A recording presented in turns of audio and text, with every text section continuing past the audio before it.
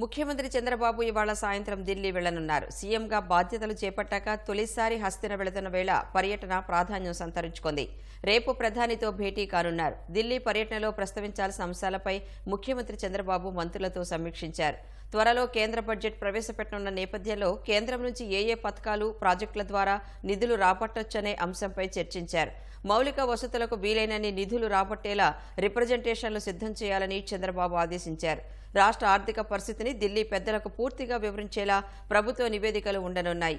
గత 5 ఏళ్ల కాలంలో వ్యవస్థల విధ్వంసం వల్ల ఏపీ ఏ విధంగా నష్టపోయిందనే అంశాన్ని ప్రధాని సహా కేంద్ర మంత్రులకు సీఎం వివరించనున్నారు. ఏపీకి పారిశ్రామిక రాయితీలను కల్పించాలని ముఖ్యమంత్రి కోరనున్నారు. వ్యవసాయ అనుబంధ రంగాలకు ప్రోత్సాహం, ఫుడ్ ప్రాసెసింగ్ యూనిట్ల ఏర్పాటుకు సహకారం అందివ్వాలని కేంద్రానికి విజ్ఞప్తి చేయనున్నారు. అత్యవసరంగా రోడ్లు, పోలవరం, ఆర్థిక సాయం వంటి అంశాలే లక్ష్యంగా కేంద్ర మంత్రులను కలవాలని సీఎం చంద్రబాబు నిర్ణయించారు.